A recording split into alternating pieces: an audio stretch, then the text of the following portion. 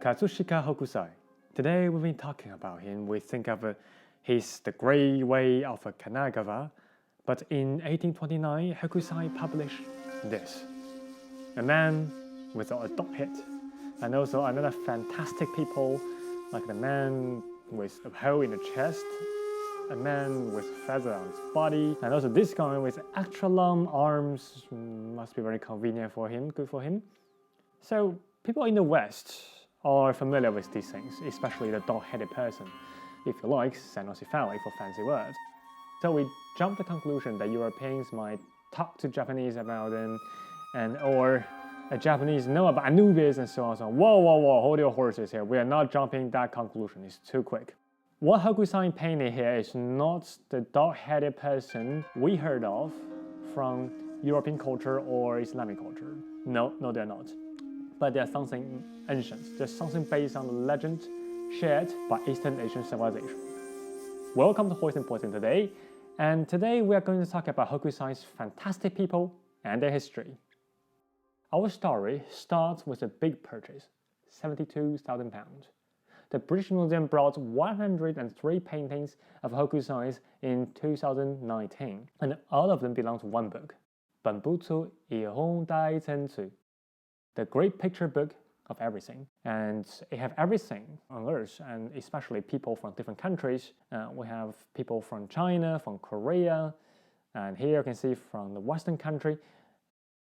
You have to remember that the Hokusai's great picture books of everything is not the first illustrated encyclopedias in Japan. And before that, there's another one, very famous, called the Wakan Sansai Zue, illustrated Sino-Japanese Encyclopedias, which was published in 1712. And here they are, dog-headed folks. The Sino-Japanese Encyclopedia is actually inspired and copied from the Chinese encyclopedias, also illustrated. It's called Illustration of the Three Powers. I'm Three Power. This sounds like a books we can have in the Doctor Strange movie. Okay, anyway, the three powers here in Chinese culture refer to the heaven, the earth, and the human being. So basically, everything in this universe. So that's why in China called a Sansai Zue. Sansai means three powers. That is the book in 1607, almost 100 years before the Japanese version. But as you guess it, the books here is not original too. About a foreign country, they have to copy other books. That book is much ancient. It's a book called Illustrated Accounts of Foreign Realms. And today we have only one solo edition survive in Cambridge University. And its date and author is unknown. The Illustrated Accounts of Foreign Realms is actually a book that gave an illustration for another book, The Description of Foreign Realms, which was written during the Yuan dynasty when the Mongolian ruled China. And this book was later edited in 1389 or after that. And you guess it, even this book, Description of Foreign Realms, is not 100% original. It copies another two kinds of books, and one kind of books talk about real foreign country outside China, like Baghdad, Sicily, okay, not countries, more like cities or places. This book is called Zhu Fan Zhi. It's a description of a foreign lands, which is a book about 1225. The author of this book claimed that he had heard lots of these things from the Muslim merchants coming to China and have a trade in the coast area. Another similar book in 1178 is called Ling Wai Dai Da, the Notes from the Lands Beyond the Passes. And again, this book claim that its content is from Muslim traders. Another kind is much ancient. It's a book called Classic of a Mountain and Seas. In Chinese, 山海经. Oh my god, this is a book has become a Bible for the occult, historic lovers in China today. And yeah, this is a very, very ancient one. This is a book people believe started from 500 BC and later compiled as a book around 1 century BC. So we're talking about a mystical world as old as classical Greece or Alexander's Romance. Really, really ancient stuff. And even today, many Chinese believe that all of this mystical geographic here in this book is actually real. Yeah, there are people out there believe that. Yeah. And the country of dog-headed people and other these strange people at those foreign lands on the edge of a known world with a known China in the middle. So yes, a little bit like those strange people on the edge of a medieval Western world too. Here I use the map here to show you that they're on the edge of the world, right? But be careful about this map I use here. This is a Korean map drawn around the early 15th century. And it's not a map of classic mountainous seas, but a map intended to illustrate the real world. And those small islands are just, blend with the real country like Japan and Korea, just for decoration, just to make looks cool, Yeah, so really, it's not a map for Shanhaijing, right? Just be careful. So you'll see, Hokusai's dog-headed persons and other fantastical peoples actually have their own origins in ancient China 2,000 years ago. But are they, something coming from outside worlds? Well, I think that's an open question, and we will talk about it later. All right? And today we will have a closer look at 3 weird people by Hokusai here. It's dog-headed people, the people with the hair on their chest, and the feathered people. And each of them have something interesting to talk about, so let's jump in. The dog-headed. The name is 狗国 in kanji, or in Chinese. It means country of dog. And Hokusai wrote here that the women of the lands of dogs are human and often make a profession of sewing toys, so we can assume that the men are dog-headed, as he painted here. Dog-headed men are very vague in their origins, if you look at the Chinese classic. The earliest one we can see here is in the classic of a region within the sea, Norse. And it's talking about a state called Quanfeng. People here need one woman to kneel to feed the dog, and people here with the appearance of a dog.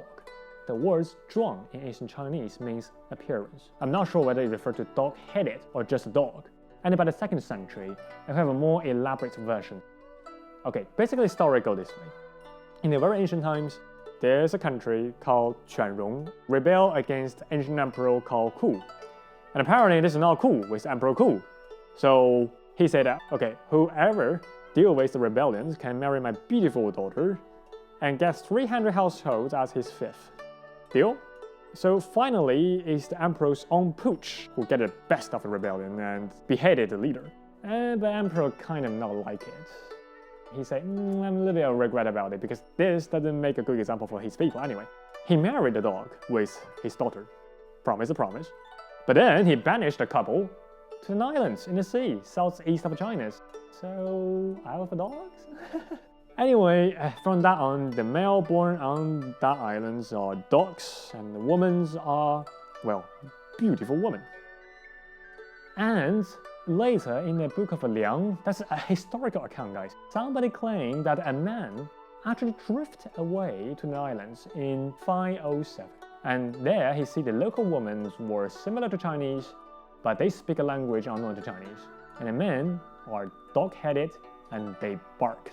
This is actually the first time the Chinese text mentioned clearly these guys are dog-headed and not just dog. This stories go on, and until the 12th century, a similar country of dogs appear in Chinese texts, and this one become a blueprint for Japanese Encyclopedia and also Hokusai's dog-headed people later. And this book, of course, is description of foreign realms, and they claim that this country is in the north of the lands of a Jurchen. And similarly, the women are human, they dress in clothes, they eat cooked meats and talk. And the men are again dog, and they bark, they are naked, and they eat raw meats. Yeah. And here goes another story. Say once there's a merchant from the Khitan reached the country, and then they bump into a dog or man there, and that dog or man trap this man, and this merchant cannot go back to his hometown. Then the wife of this dog/man came to the merchant and gave the merchant a bunch of chopsticks and say, hey, you want to get over here? Here's what you're going to do. Run, of course. But when you run, drop 1 chopsticks every few miles and keep running.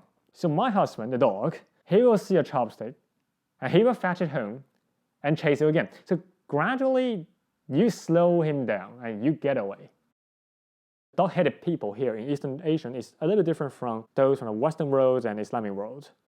Herodotus and Pliny the Elders, they all talk about dog-headed people, and also account from the Ibn Battuta, Marco Polo, John Manuel, and Jordanus also mention dog-headed. But in ancient China, at least before the 4th century, the text did not mention specifically the dog-headed. They just say that they like dog. The second is that their locations are quite different.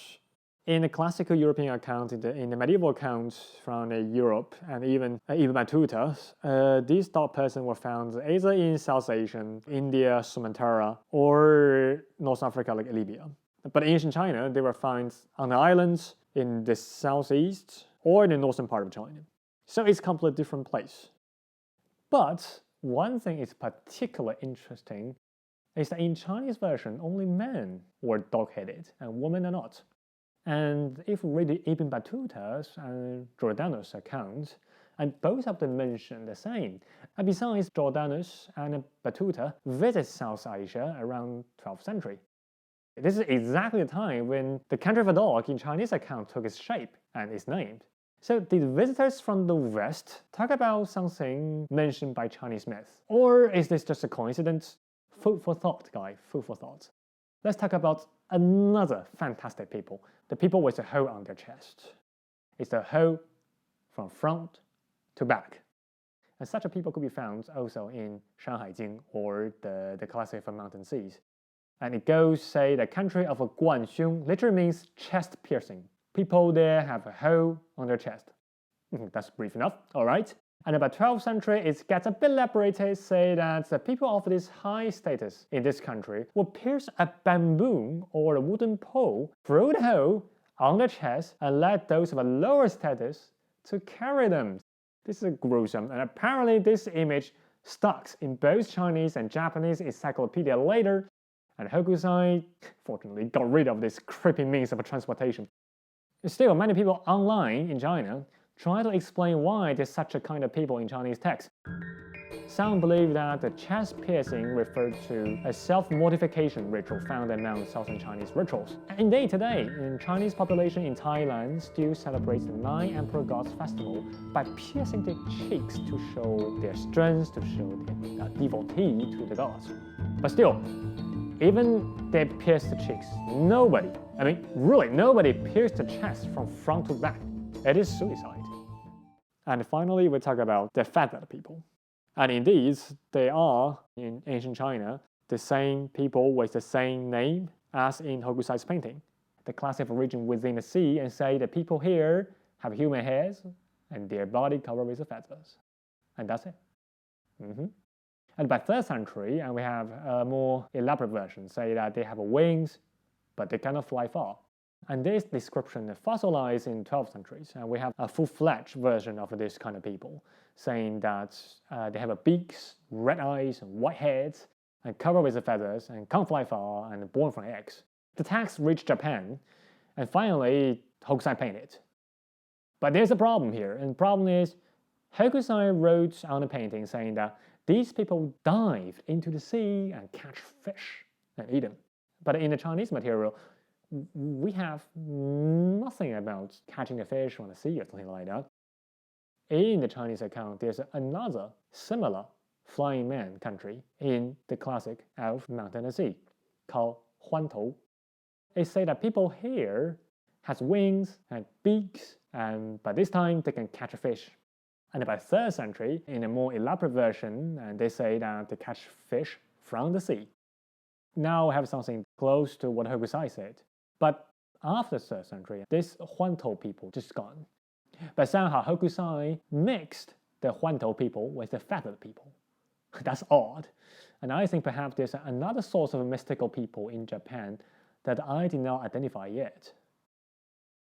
And before we finish the talk today, I just want you to know that this is not the very first time that these strange people appear in Hokusai's painting.